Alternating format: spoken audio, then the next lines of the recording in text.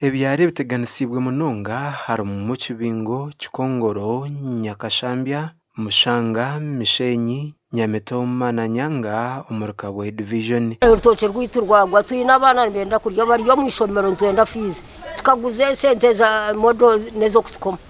tuyine bizubo mu makabiri yo bitushobire ubuhunga twabugura ki ubuhunga tubugura ki bwo kurisa abo bana ingoma ngwe no rutoke rw'itu rwafa batuyambe batobuyambe nyowe nyine njara yataha urutoke rwagwa rwaho tuyine fizi z'abana tukazihereze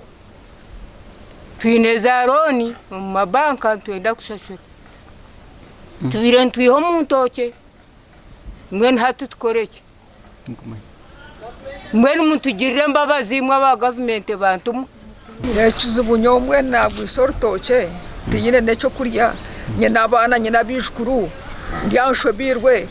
kaguta wito ya Museveni muzeyi wito wengo kwira katwa muhiro bururu ntuteka amaju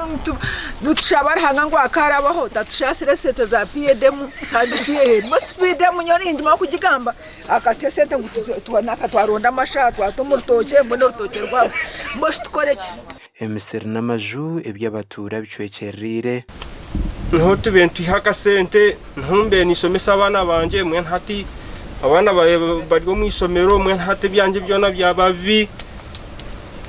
na twachine cyo gukora mwe twansa government tuyambe yashisha ntoke zitu yashisha amakagitu n'amatunga gamwe gafa ngwe twashoberwa twabura ubusinge ngwe twatushaba abantu mwabukira kwataho abanya government mutuyambe enjoje ngwe mbepeze kugirira loni nataka gishashuri kwayo kandi naneza PDM mbezitiye mu rutoke